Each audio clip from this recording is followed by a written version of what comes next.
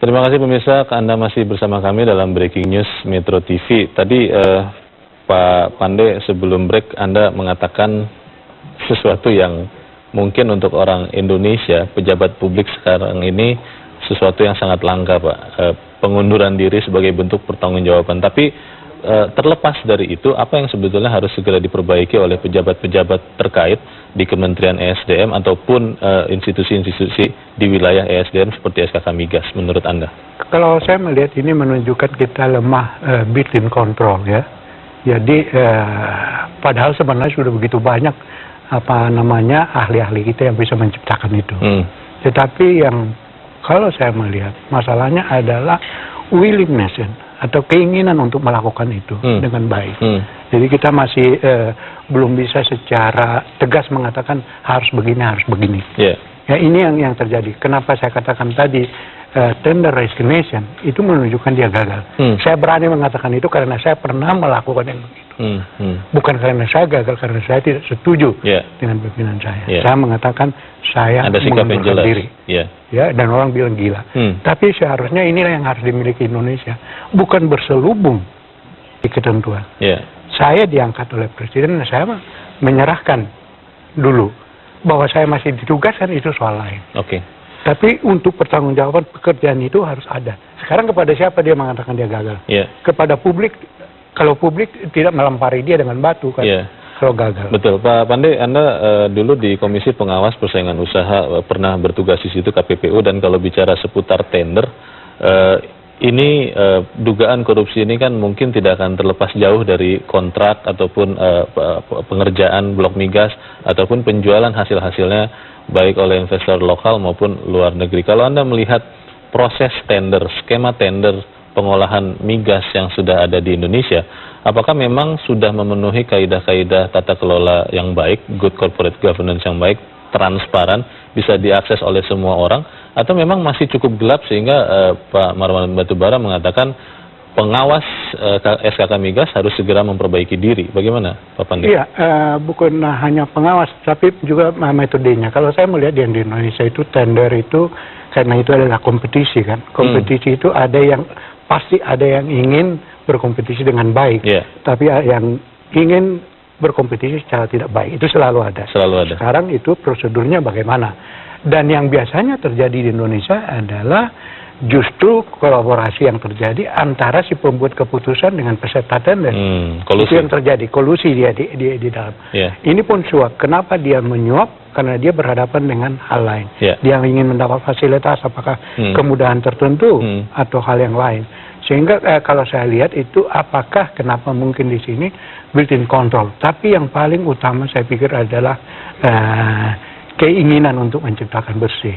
Terlalu besar godaannya. Ya, kita akan bicarakan lagi soal keinginan, tapi kita harus ikuti dulu laporan dari reporter Metro TV, Danis Anissa, yang saat ini berada di kediaman Rudy Rubiandini di Jalan Brawijaya, Jakarta. Ya, Danis, ada informasi apa yang bisa Anda sampaikan? Danis, kamera Danis? Iya sih. Ya, Leo, memang informasi yang kami dapatkan yaitu kami memperoleh gambar kediaman dari salah satu kurir yang ikut tertangkap pada saat penangkapan operasi tangan yang dilakukan KPK tadi malam di kediaman Rudy Rubiandini di Jalan Brawijaya 8, Jakarta Selatan. Memang sama seperti di kediaman Rudy Rubiandini, di kediaman kurir berinisial A atau memang biasa dikenal dengan nama Devriandi, tidak ada aktivitas yang signifikan. Rumah juga tampak lengang dan kosong. Hanya terdapat 2 buah mobil mewah, yakni mobil berjenis Mercy dengan plat BM 1440YL, dan salah satu lagi berjenis X-Trail B8980DP, yang memang biasanya terdapat 4 buah mobil. Menurut kesaksian salah satu tetangga, tadi pagi anggota keluarga dari salah satu kurir ini telah meninggalkan rumah. Memang tidak diketahui kemana arah dari anggota keluarga ini, namun saat ini bisa disampaikan kondisi di rumah dalam keadaan lengang. Ya. Gelap aja. Gelap.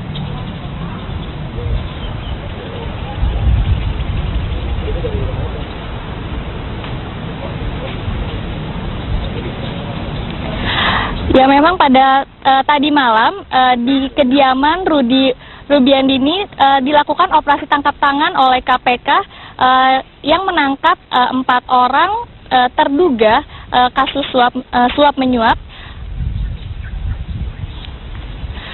Ya, dan memang pada saat penangkapan tidak ada perlawanan yang berarti dan tidak sempat terjadi keributan karena tim penyidik KPK langsung membawa Rubiandini beserta 3 pelaku lainnya langsung menuju rutan KPK di Jalan Rasuna Said. Dan aktivitas di depan kediaman Rubiandini pun tampak masih lengang, tidak ada aktivitas dan tidak ada penambahan pengamanan.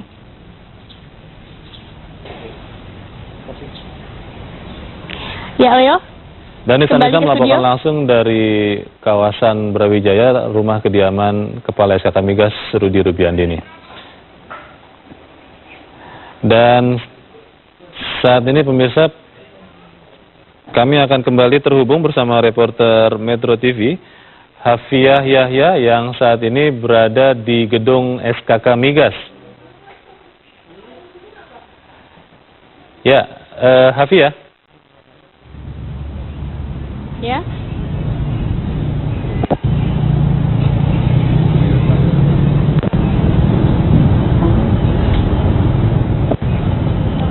Ya, untuk saat ini kegiatan di SKK Migas pasca penangkapan Kepala SKK Migas Rudi Rubiandini masih berlangsung secara normal, dan pagi hari tadi sekitar pukul 8 acara halal bihalal sudah dilangsungkan, di mana tadinya acara halal bihalal tersebut hampir dibatalkan karena adanya penangkapan oleh KPK tersebut, namun akhirnya dilangsungkan juga pada pukul 8 pagi tadi. Dan untuk sementara ini dari pihak SKK Migas tadi diwakilkan oleh Sekretaris SKK Migas Gede Pratnyana menyatakan bahwa untuk saat ini belum ada keputusan strategis yang bisa diambil oleh SKK Migas karena belum adanya pimpinan, dan untuk sementara itu masih menunggu juga wakil SKK Migas yang saat ini berada di Tokyo untuk membicarakan terkait dengan kepemimpinan SKK Migas untuk mengambil kebijakan-kebijakan terkait minyak dan gas ke depannya. Dan untuk sementara itu terkait dengan dugaan suap dari Kernel Oil kepada SKK Migas, dari pihak SKK Migas baik oleh Humas maupun dari Sekretaris yaitu Gede Pratnyana belum menyatakan bahwa mengetahui adanya dugaan suap tersebut, dan tidak ada kontrak kerjasama di antara PT Kernel Oil dan juga SKK Migas. Dan selepas acara halal bihalal, untuk sementara ini masih akan dilaksanakan acara konferensi pers yang akan diselenggarakan oleh Kepala Humas SKK Migas, namun sampai saat ini belum juga berlangsung, dan untuk sementara itu kami masih menunggu informasi berdasarkan konferensi pers yang akan segera dilaksanakan sekitar 10 menitan lagi.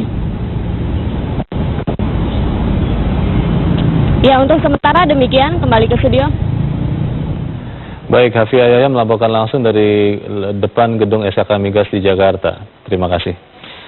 Pak Pandey, kalau Anda melihat apa yang terjadi saat ini, sebetulnya apakah memang kita masih bisa berharap kepada para pejabat kita?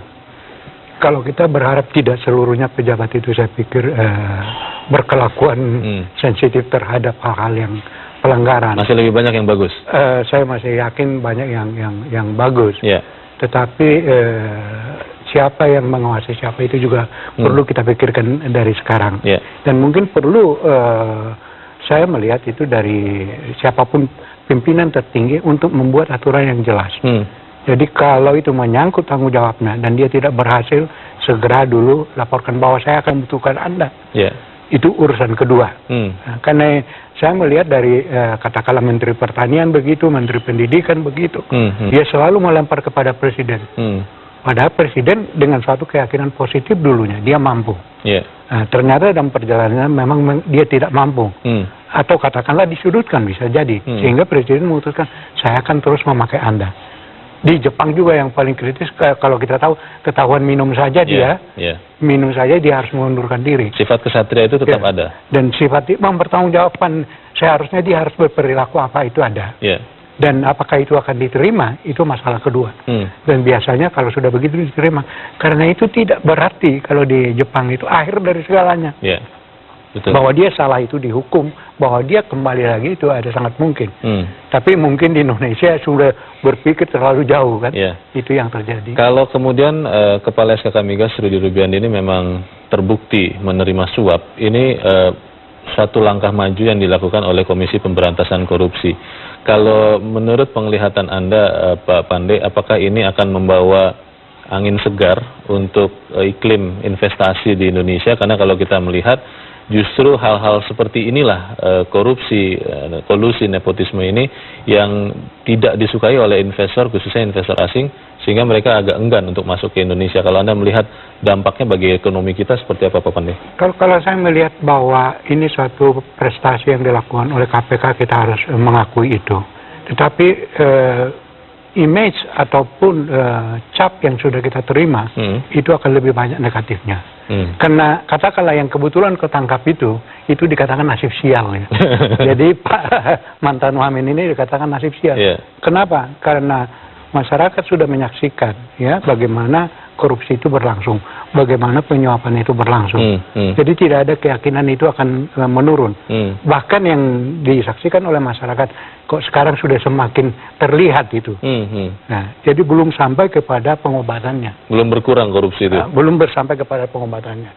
Maka itu harus ada tindakan-tindakan yang lebih tegas lagi, sanksinya tadi, supaya hasrat untuk melakukan korupsi itu berkurang. Jadi sekarang saya pikir KPK ataupun wakil-wakil kita di Dewan Perwakilan memikirkan bagaimana caranya menurunkan hasrat untuk melakukan korupsi itu. Tadi Pak Marwan Batubara sempat mengatakan, Pak Pandey, bahwa walaupun transparansi itu memang sudah ada, tetapi untuk aspek-aspek teknis seperti penentuan kontraktor, kemudian besaran-besarannya itu masih belum terang benderang, sehingga ini membuka peluang bagi adanya dugaan-dugaan penyuapan ataupun korupsi.